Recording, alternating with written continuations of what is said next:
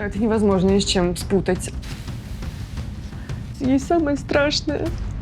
Мешают слезы. Ничего не вижу.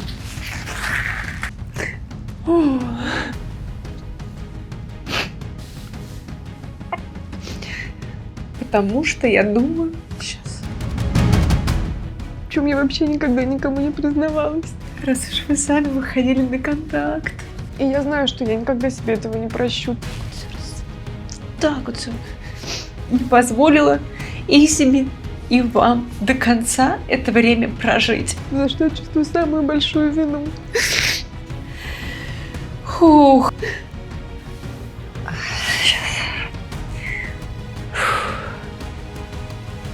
Можно я поплачу чуть-чуть? Конечно. Мама, пожалуйста, не плачь. Я хочу тебе сказать, что ты не права. Потому что это самое прекрасное чувство.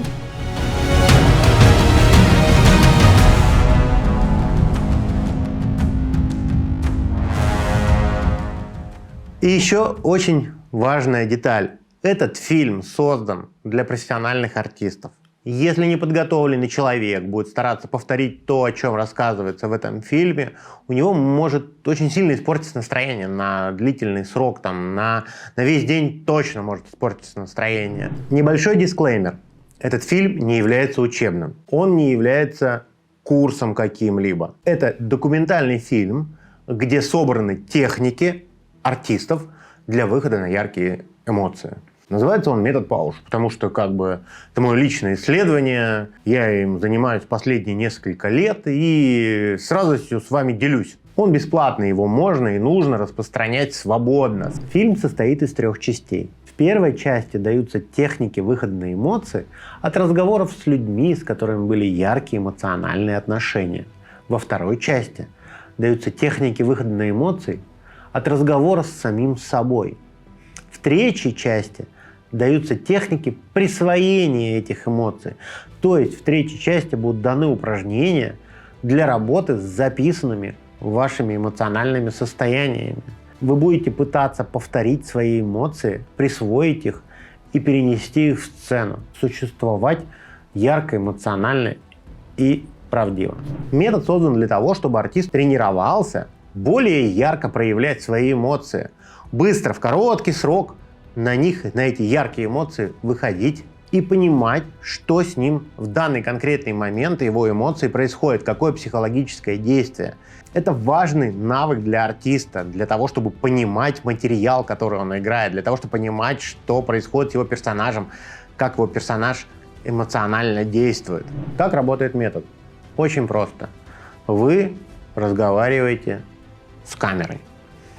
Не просто с камерой, а вместо камеры представляете человека, с которым у вас когда-либо был в жизни конфликт. Очень просто. Прям метод на ладони лежит. Сложность в том, как на этих людей выйти, как понять, с кем поговорить. Метод есть набор техник, который помогает вам найти этих людей из жизни. Чтобы заниматься по этому методу, вам нужно всего лишь уединенное место, где вам никто не будет мешать, штатив, камера, обычно это телефон. Как представлять вместо камеры человека? Очень просто. Берете, представляете. Представляете лицо человека, глаза человека, что бы он сейчас чувствовал, какая у него на лице эмоция. Как только вы его представите, вы погрузитесь в конфликт и начнется эмоциональное существование. В процессе выполнения упражнений вы совершите многочисленные ошибки. Это нормально. Далее в фильме мы рассмотрим, какие ошибки возможны и как их избежать. Чтобы наглядно показать, как это работает, мне любезно согласились помочь прекрасные артисты. Здравствуйте, меня зовут Анна Ливанова, мне почти 3 года. Я актриса театра и кино. Здравствуйте, меня зовут Виолетта Давыдовская. Я актриса, снимаюсь в кино. 16 лет работала в театре. И многие-многие другие, на которых проходили испытания метода. Прежде чем начать выполнять упражнения, мы разомнемся. Как выглядит разминка?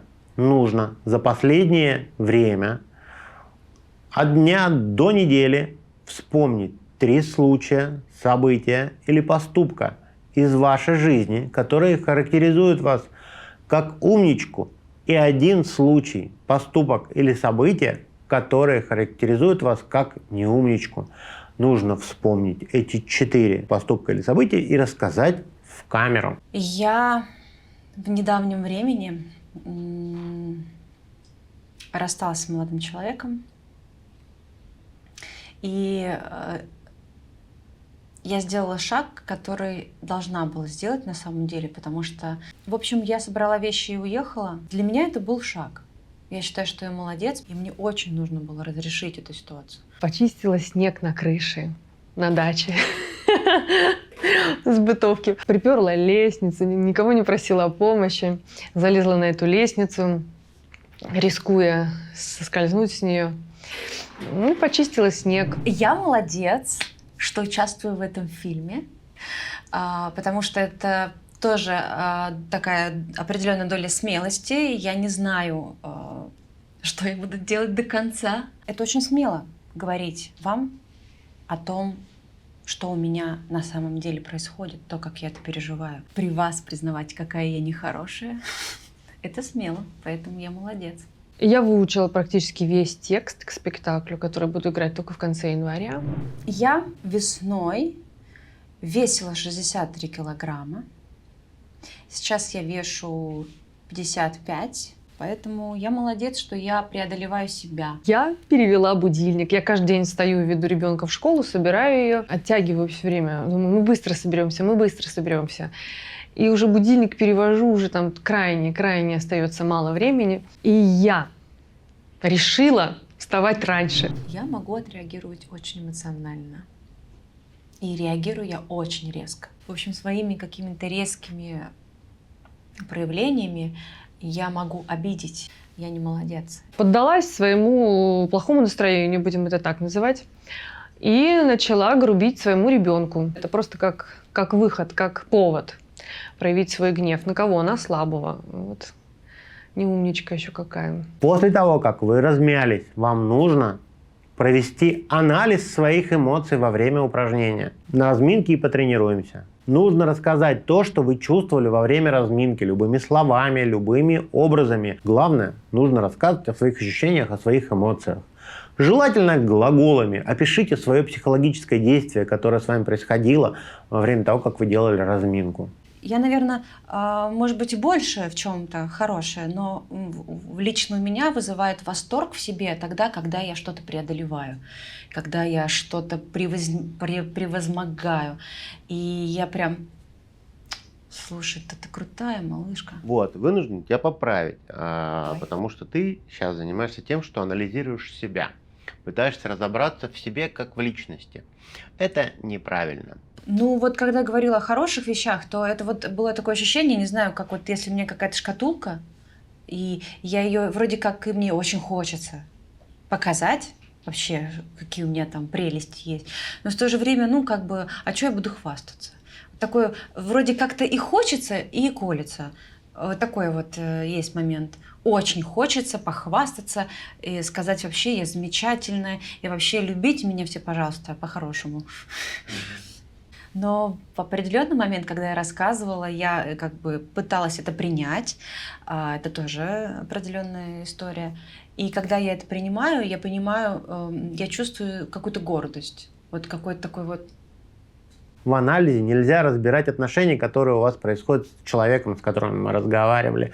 Нельзя разбирать то, что происходит в ситуации. Нужно рассказывать лишь про эмоции, которые происходят у вас во время упражнения. Нельзя давать оценки себе и участникам конфликта. Как вы уже поняли, упражнение состоит из 2 частей. Первая часть – общение с каким-либо человеком, с которым был конфликт. И вторая часть – анализ этого общения. Он нужен для того, чтобы понимать, что с вами происходит во время упражнения. А понимать это нужно для того, чтобы уметь разбирать игровой материал. Переходим к упражнению.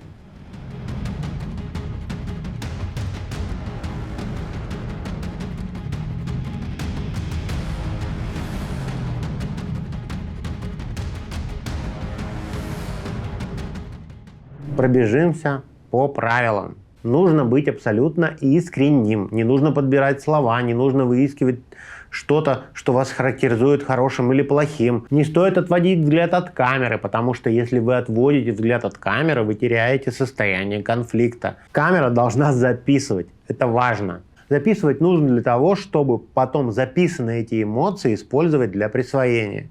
Это тоже часть метода. Не нужно стараться задушить себя болью, если упражнение выводит вас на истерическое состояние, когда слезы душат и вы не можете говорить.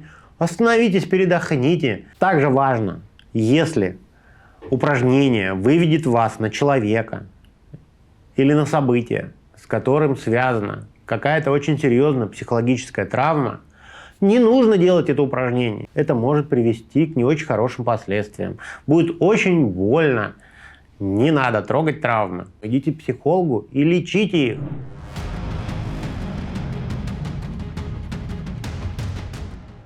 Чувство вины. Это самое мощное чувство, которое вызывает у нас эмоциональные переживания. При помощи этого чувства нами манипулируют, при помощи этого чувства мы манипулируем, мы испытываем боль, сожаление, мы страдаем, испытывая это чувство. Поэтому оно является самым мощным переживательным движком. С него мы и начнем. И у нас у всех в жизни есть люди, перед которыми мы хотим извиниться. Перед кем, Аня, хочешь извиниться ты? Перед мамой. Перед мамой. Хорошо. Как зовут твою маму? Мою маму зовут Мария Ивановна. Мария Ивановна. Вот. Что ты будешь делать, Аня? Ты будешь смотреть в камеру и представлять вместо камеры свою маму. Видишь ее глаза? Угу. Какая у нее эмоция сейчас на лице?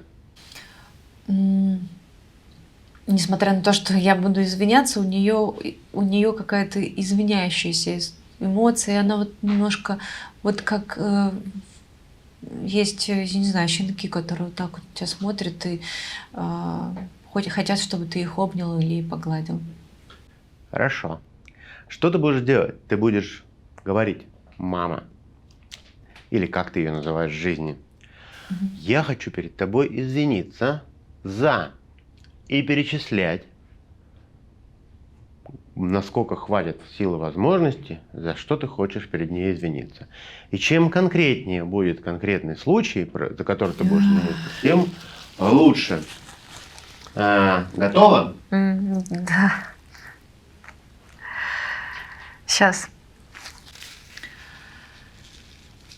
Мамочка, я хочу извиниться перед тобой за то, что иногда я прошу прощения за себя, за свою резкость, эмоциональность, за то, что я тогда и накричала, и я была очень резка в выражениях, и я взяла такси, уехала, хотя ты очень просила, чтобы я осталась, но я не могла остаться, потому что это... мне было... это было бы просто трындец тогда, если бы я осталась. У меня просто... Я не могу это выносить. И я прошу прощения за то, что я так реагирую на это, потому что...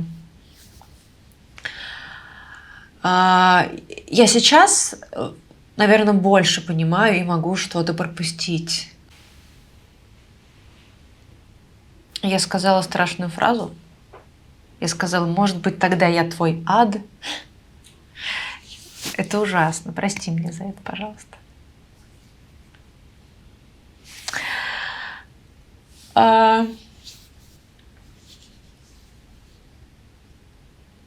Прости меня за то, что я не хочу быть такой. Вот. Я тебя люблю. Все. Перед кем хочешь извиниться ты, Виолетта? Перед дочерью. Доча моя, прости меня, пожалуйста, за то, что я на тебя иногда кричу, а ты совершенно в этом не виновата бываешь. Прости меня, что я тебя не слушаю, когда ты мне что-то важное рассказываешь, а я занята собой. И вообще я очень много в этой жизни своей занята собой, а не тобой. Ай, от этого все только хуже получается. Но у нас все хорошо, потому что я знаю, что ты на меня не злишься вообще ни секундочки. у тебя даже нет в голове, что я в чем-то перед тобой виновата. Скорее всего, это не финал. Мы еще будем перед кем-нибудь извиняться. Хорошо. Потому что прекрасно, что ты перед ней извиняешься, но у тебя нет такого сильного чувства вины перед ней. Ну, да. да.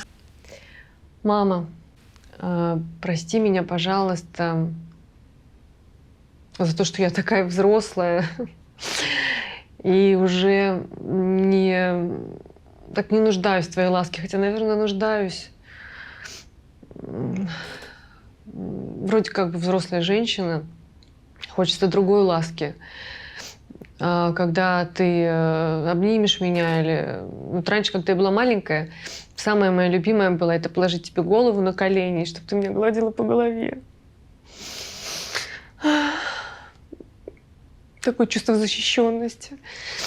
А сейчас, я помню, было как-то тоже такое, совсем недавно. Ну, как бы вроде как-то уже не то чтобы неудобно, но как-то уже так отвыкают люди от этого. Почему-то, я не знаю. Я буду очень стараться обнимать, целовать свою дочь. Уже до последнего своего возраста, если она будет мне позволять. Потому что почему-то какой-то барьер возникает. Наверняка нужно. Это материнская любовь. Она просто тактильность, запахи. Мы просто почему-то про это забываем. Как-то прости меня, пожалуйста, за то, что я тебя не обнимаю, не целую. Тебе, наверное, это нужно даже больше, чем мне.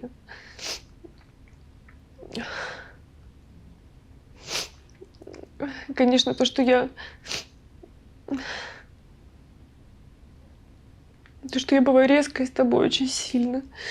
Понятно, это все. Я-то знаю, от чего это у меня.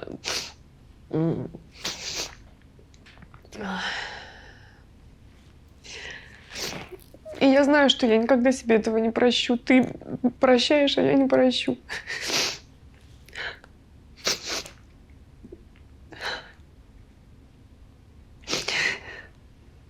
Есть самое страшное, в чем я вообще никогда никому не признавалась. За что я чувствую самую большую вину. Закончив упражнение, нужно провести анализ. Для меня это было, вот я сейчас об этом говорила, а мне стыдно и страшно. И очень обидно, что я ничего поменять не могу. Вот. Ну, не обидно, больно, наверное.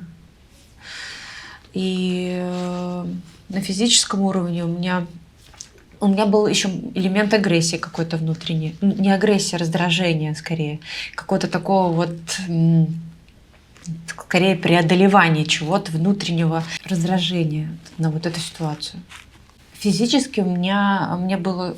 Температура тела немножко повысилась, когда я начинаю вот об этом говорить. И я как будто бы, ну не то чтобы злюсь, но вот ощущение, что вот какое-то там внутри начинает пульсировать, нарастать.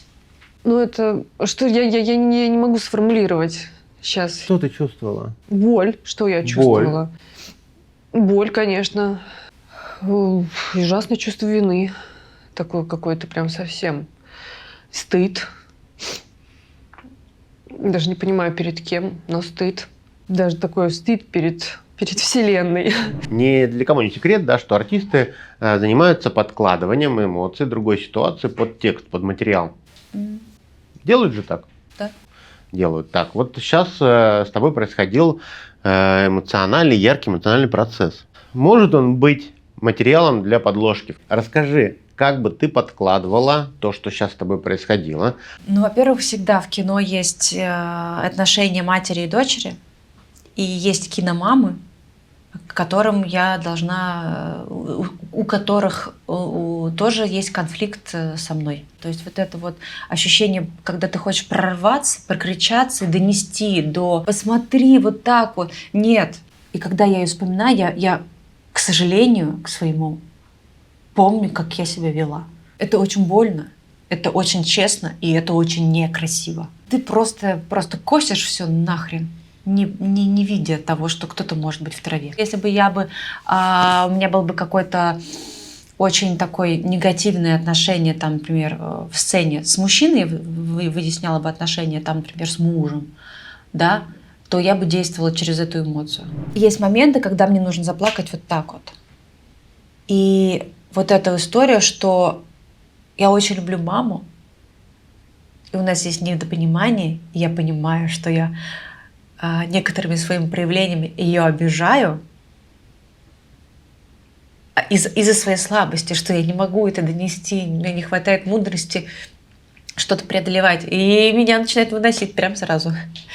И это очень как бы вот, когда нужно заплакать здесь и сейчас, я просто думаю о том, что я обидела маму и меня выносит.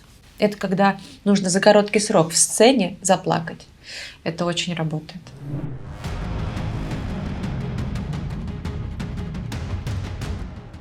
Упражнение «Благодарность». У нас у всех есть в жизни люди, которым мы благодарны, которым мы хотим сказать спасибо. Кого хочешь поблагодарить, Аня, ты? Я хочу поблагодарить Ваню. Это мой друг Ваня. Ваня, ты как его в жизни называешь? Ваня, Ванечка. Ваня, Ванечка. А видишь Ванечку перед собой? Да. Видишь его лицо, глаза? А что у него написано на лице? Что он чувствует, когда смотрит на тебя? Он чувствует большое, просто глобальное умиление. Хорошо. Что ты будешь делать? Ты будешь говорить: Ванечка, я хочу тебе сказать спасибо. И начнешь перечислять. И если ты можешь начать с чего-то общего, то прийти нужно к частному. Конкретные поступки, Хорошо. конкретные события, которые связаны с ним и за которые ты ему благодарна. Ванечка, я на самом деле даже не знаю, что бы я делала в жизни, если бы у меня не было тебя. Что бы с тобой ни происходило, ты всегда поможешь. И это какая-то такая твоя самоотдача полная, она в определенный момент даже не то чтобы она удивляет, пугает. И я даже много раз говорила, что, Вань, если ты маску не будешь надевать на себя, прежде всего, то ты не сможешь помочь всему миру. Дочь, хочу тебя поблагодарить. Ну, во-первых, за то, что ты у меня есть, за то, что ты мой главный антидепрессант. Я помню, я в этот день куда-то уехала. Я действительно ревела, потом поехала по своим делам, с кем-то там встретилась. И когда я пришла домой, ты вырезала квадратики из бумаги, на каждом квадратике была буква, я открываю дверь, и ты выложила на паркете: «Мама, пожалуйста, не плачь». Я такая: опять, как это увидела. Мама, пожалуйста, не плачь. Боже мой. Ну это вообще... Ну, это какое-то ощущение какой-то такой благодарности, такого даже умиления. Мне хочется... Вот я даже говорила, и мне хотелось встать перед ним на колени. В то же время я понимала, как мне вот как-то тепло, мягко. Я этого не понимала, но я сейчас чувствую, что мне немножко стыдно, наверное, в определенной степени. А с другой стороны, люди сами хотят так проявляться. Никто никого не неволит. Так, я, наверное, ушла. Прости. Я чувствовала тепло. Я чувствовала, мне хотелось его обнять. Он такое вот умиление. Глаголами рассказывай, что ты чувствовала. Обнять. Быть поддержанной. Встать на колени. Я растекалась в этой благодарности. Я обнимала. Я становилась больше. Увеличивалась, росла. Физически такое ощущение даже.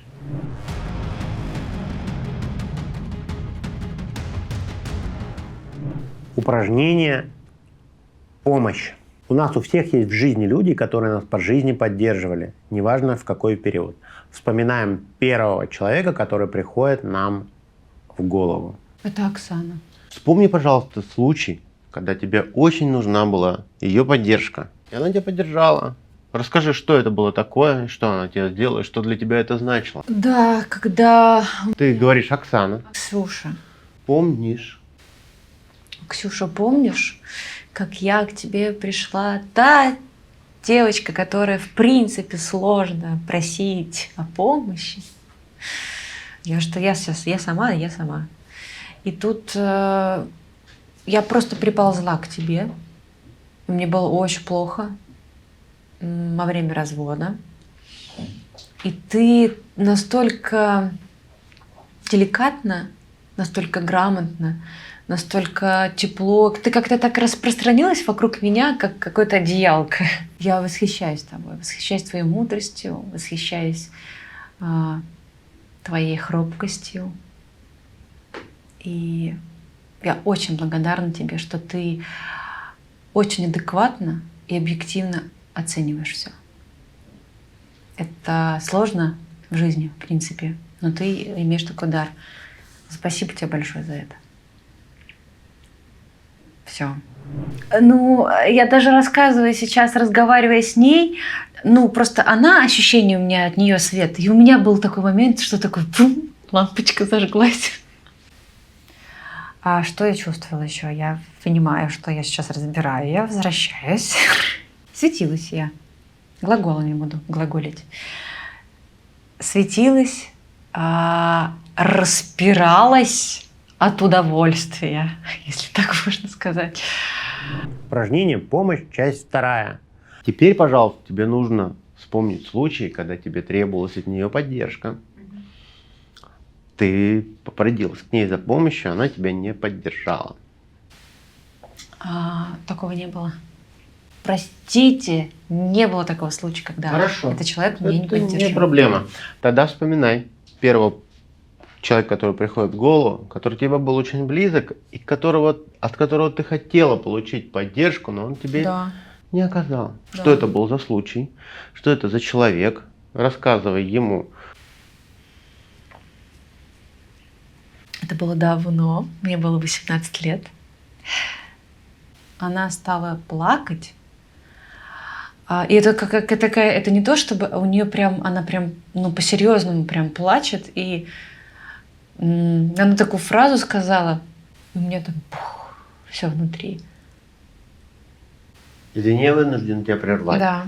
Я рассказывала. Что ты делаешь неправильное упражнение. Да, я рассказывала. Рассказываешь непонятно кому. Я уже это сейчас поняла. Да, я тебе рассказываю. Это просто повествование, оно сглаживает, оно не так объективно.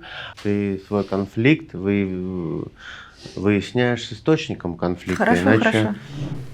Я с тобой поделилась о том, что со мной произошло. Я очень испугалась твоей реакции, потому что ты стала плакать, и ты не отвечала на мои вопросы, и мне было страшно, что происходит, почему, что я делаю не так. И мне тогда показалось, что я сделала что-то настолько, страшное, что,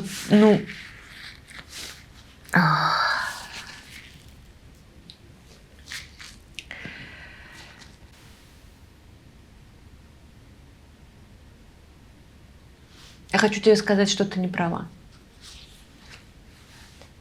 Мне пришлось многое пройти в себе, многое разобрать.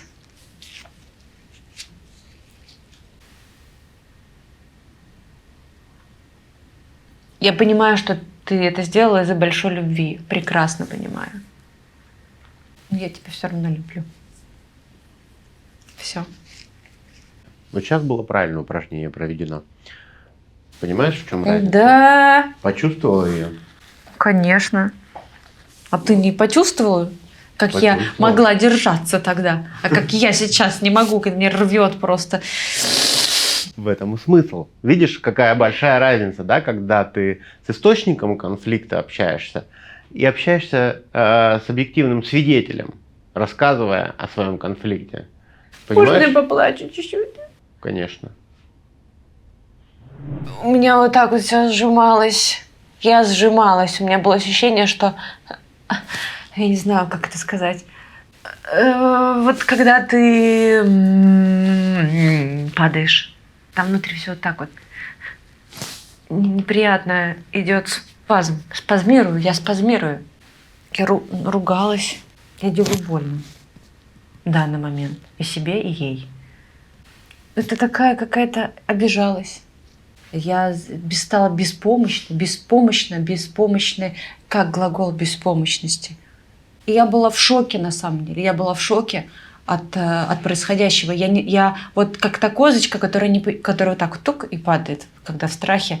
Я не понимала, как действовать. Отлично. Едем дальше. Продолжаем, Ань.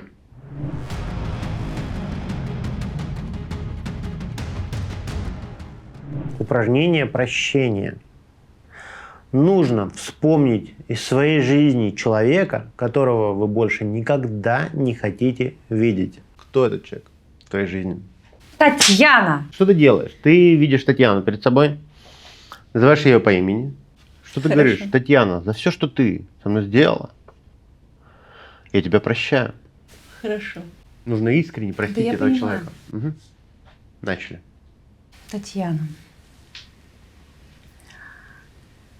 я прощаю вас за то, как вы проявлялись со мной, то, как вы поступали, то, что вы говорили, и то, в каком тоне вообще со мной общались и писали. Я вынужден тебя, Анечка, прервать. Ну, я просто не могу, да. Да, смотри, объясню. Хочется подробностей, понимаешь? Нет, не хочется подробностей. Нужно выбрать человека, которого ты не можешь простить, не могу. который не заслуживает прощения, с которым тебе будет очень сложно простить. Готово?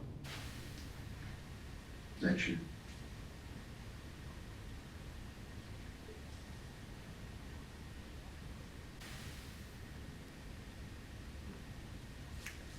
Я прощаю тебя за все, что ты сделал, и за все, что ты не сделал.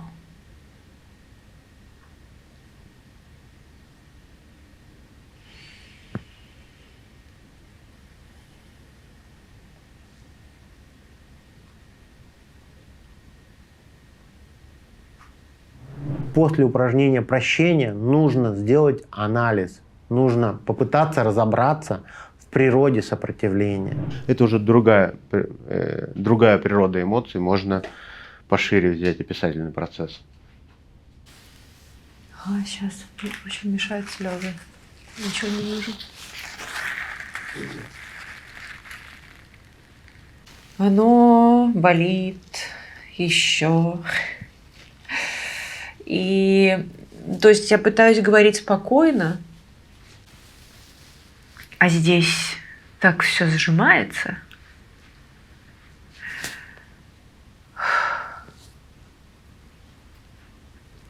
Оно напряженное горло, я не могу им говорить.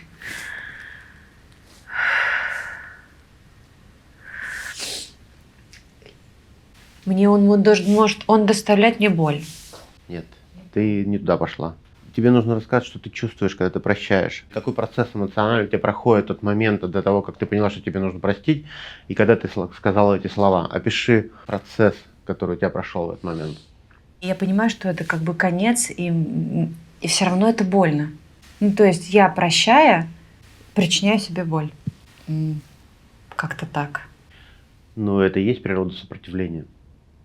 Ты прощала, а себе делала больно. Хотела сказать через, как спокойно, через улыбку, ведь, как бы по-доброму так прощают. А там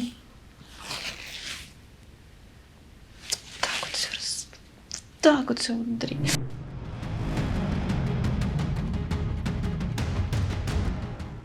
Упражнение «Фантазия». У многих из нас какие-то драматические события в жизни не происходили. И слава богу. Так вот, чтобы примерно понимать, что происходит во время этих событий, существует это упражнение. Самое простое – фантазировать измену любимого человека. Выбери мужчину, к которому у тебя была очень большая любовь в твоей жизни, с которым ты провела достаточно большое время. Мой муж. Твой муж. Бывший. Бывший. Хорошо. Обстоятельства. Перед тобой сидит девушка, с которой спал твой муж, пока вы были вместе. Как ее зовут? Анастасия. Анастасия. Есть что сказать этой девушке? Я желаю тебе справиться. Потому что, вероятно, я не справилась. А еще меня немножко бесит, что ваша трусость. Тебе самой как? Комфортно так существовать? Но если он такой не могущий, смоги сама. Добавляю обстоятельств. Ты знаешь, что она носит твои вещи, когда тебя нет дома, пользуется твоими какими-то вещами, ведет тебя как хозяйка. Пожалуйста, поговори с ней на эту тему.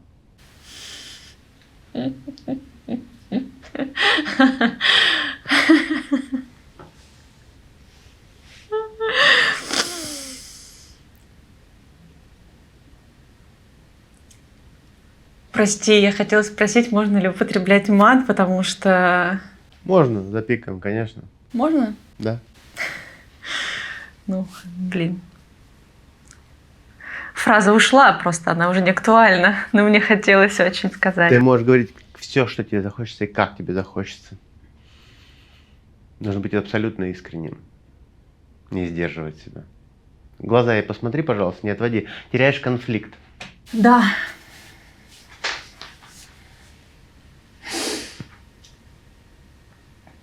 Анастасия, ты знаешь, что ты хамка? Ты приходишь в мой дом, в мое пространство. Это хорошо, там ты спишь с моим мужчиной, и это его, может быть, скорее проблема. Знаешь, ты слишком глупа, ты слишком молода, и, ну, прости, но я все равно круче, чем ты. Поэтому ты носишь мою одежду, это как бы вообще, это как? Тебе надеть нечего? Так ты скажи, я тебе куплю. Ну какого хуя ты трогаешь мои вещи? Пахнешь моими духами. Ты можешь делать все, что угодно за пределами этого дома. А здесь ты вообще ничего не можешь делать, пока я здесь. Продолжение упражнения. Анастасию убираем, сажаем этого мужчину, который тебе с ней изменяет. Тебе нужно рассказать ему, что ты все знаешь, и объясни ему, как называется то, чем они занимаются, чем он занимается. Я так понимаю, что ты ничего не хочешь мне сказать. Хорошо, тогда я скажу. То, что ты делаешь, это называется слабостью, это называется трусостью, это называется мерзостью. И, ну слушай, тот мужчина, который не может определиться вообще, который сидит на двух стульях, это не мужчина. В общем, это очень смешно на самом деле, то, как ты проявляешься. И смешно то, что ты боишься меня, боишься со мной говорить. Конечно, ты понимаешь, на что ты можешь наткнуться.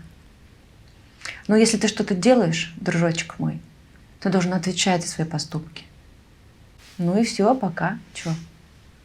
Мне больше нечего тебе сказать вообще. Я верила в то, что происходит. Я просто с ней как бы не общалась никогда.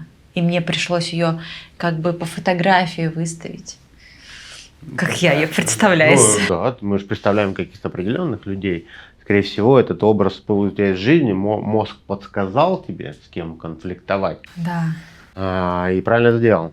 Рассказывай про ощущения. Слушайте, ну передо мной сидит дура.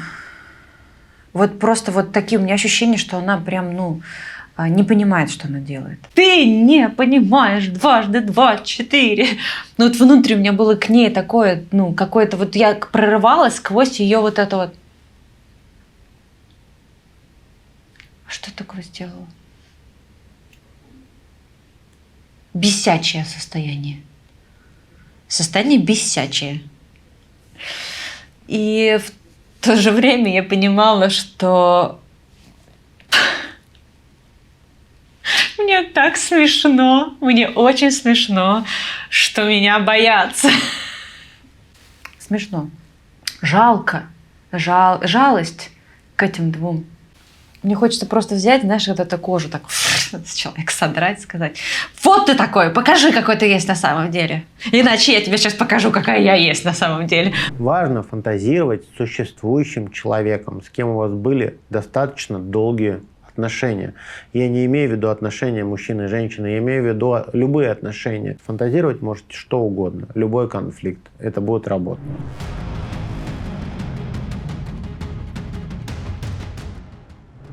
Упражнение «Тоска». Тоска наша связана в основном с людьми, которые были нам очень близки, на которых больше нет. Наверняка у тебя есть такой человек.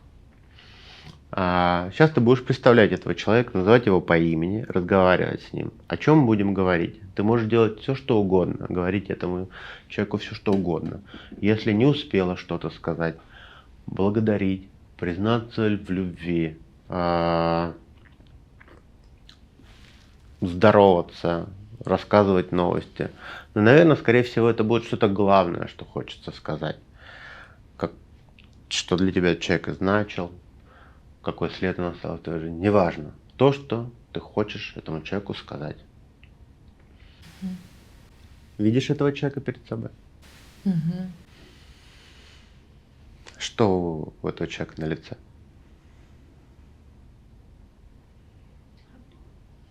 Улыбка. Улыбка. Такая не широкая, она какая-то внутренняя скорее. Хорошо. Ты называешь этого человека по имени и говоришь все, что хочешь сказать. Даже то, что в жизни не сказала бы или не успела сказать.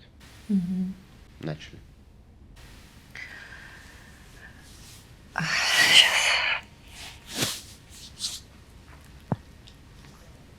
Верочка Витальевна, я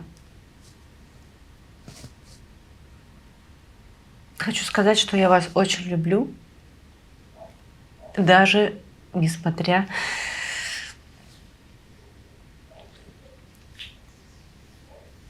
на то, что вас нет, я не могу сказать о вас в прошедшем времени. Я не говорила это в жизни. Я писала, я сочиняла стихи вам. Но у меня не хватало какой-то... Я себя ощущала с вами рядом вот этим сопливым мальчишкой, влюбленным вот в такое вот создание, коим вы являлись и являетесь. И совершенно недостойным вам вообще что-либо говорить. И как вы не представляете, как у меня внутри так все поднималось, когда вы звонили и своим вот таким задорным звонким голосом мне говорили о том: а что ты не звонишь? А как дела у тебя? И мне так, я думаю, так хочется, мне так много хотелось рассказать, как у меня дела, как у меня идут дела в театре, там, как я переживаю, там, не переживаю, как я очень хочу с вами видеться. Но я как-то старалась очень компактненько так сказать, потому что, я так не хотела занимать ваше время.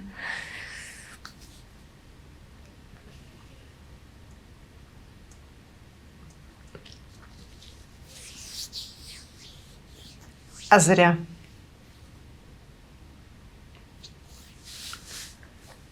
Потому что я думаю... Сейчас.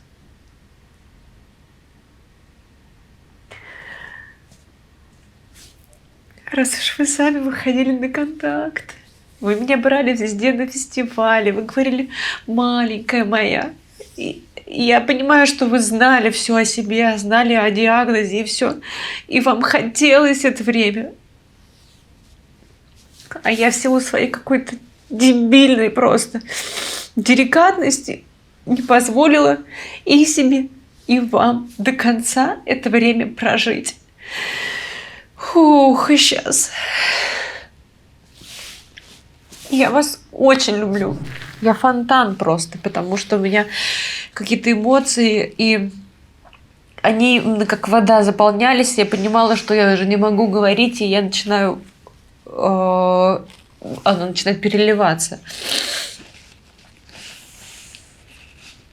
Ну, это так...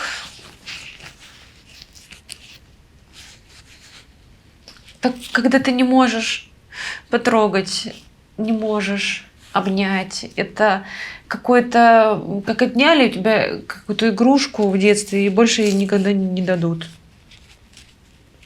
Поддержка ушла у меня. Вот.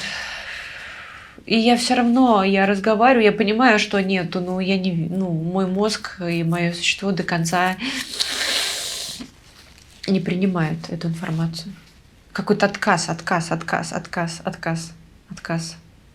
Нет, не слышу, нет, такого нет. Какой же... И от нее такой, ну, в то же время это какая-то такая светлая грусть, потому что я понимаю, какой...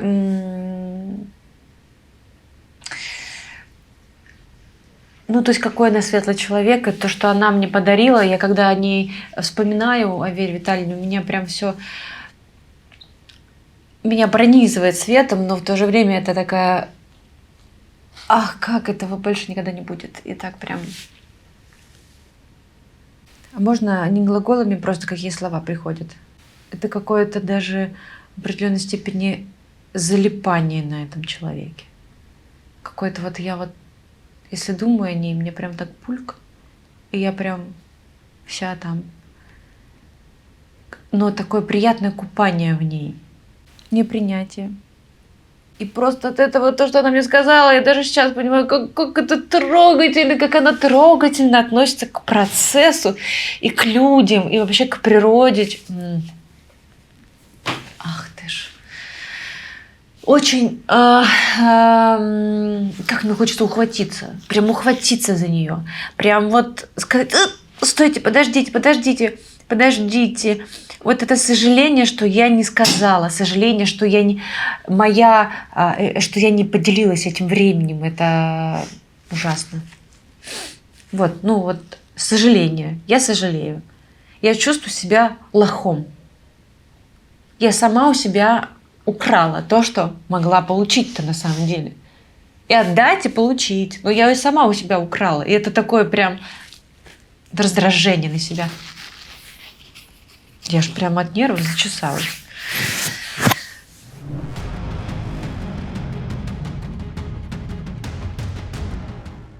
Упражнение «Любовь». У нас у всех есть в жизни люди, которых мы любим. Это упражнение стоит последним, потому что оно является выводящим из тренинга. После него остаются очень теплые, светлые чувства. Что вы делаете? Вы представляете этого человека вместо камеры, называете его по имени и говорите: «Я хочу признаться тебе в любви за». И перечисляете все, за что вы его любите. Хотя я тебе про это много раз рассказывала, расскажу тебе еще. Во-первых, конечно, я тебе благодарна. По-другому не скажешь. Я тебе благодарна за твою любовь, потому что это самая большая драгоценность. Это то, чего невозможно ни купить, ни придумать, ни изобрести, ни найти, ни попросить, ни купить. Это просто вот дано. Если это дано, это как подарок. Подарок от Бога и от тебя вот непосредственно. Потому что это самое прекрасное чувство. Потому что какие бы мы ни были, с какими-то комплексами, с чем угодно.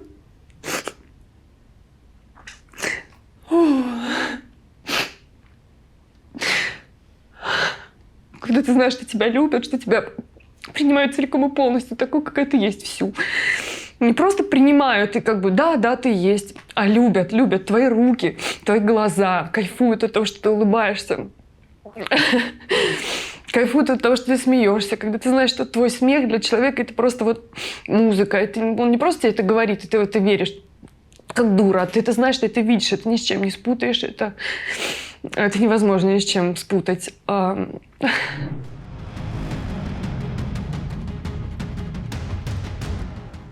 Для того, чтобы завершить тренинг, нужен выход, нужна заминка. У меня в жизни все очень хорошо. Моя жизнь состоит из прекрасных, счастливых моментов. И, конечно, и из не очень счастливых моментов. Все, что я здесь говорила, все, что здесь было озвучено, все, что здесь было прожито, это всего лишь маленькая небольшая часть моей жизни. Это не характеризует целиком меня или мою жизнь.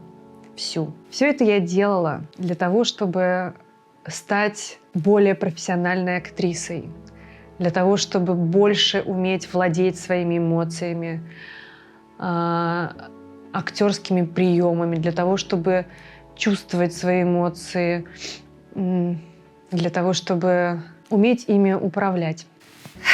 То, что я здесь чувствовала, проживала, это часть моей профессии. Это не характеризует меня как человека, потому что это определенные маленькие кусочки моей жизни. А это все нужно для тренинга, для моей профессии. И это скорее наоборот помогает мне выговориться, нежели делает мне больно или травмирует меня. Ни в коей мере. То есть все ради процесса. Вот. Так вообще все у меня замечательно. У меня прекрасная жизнь, у меня прекрасные люди окружают. И у меня прекрасная судьба. Я проживаю охрененные эмоции. И вообще у меня все замечательно. Все. Пойдем пить чай есть? Да! Ай, спасибо тебе за первую часть. Первая часть фильма закончилась. Надеюсь, вам понравилось, вы вынесли для себя что-то новое. После тренинга желательно рассказать камере, что вы узнали о себе нового, какие новые эмоциональные состояния вы для себя открыли и как вы в них существовали. Если у вас есть какие-то вопросы или что-то непонятно, пожалуйста, пишите в комментарии. Спасибо вам большое за внимание. Удачи вам в профессии и всего самого наилучшего. До свидания.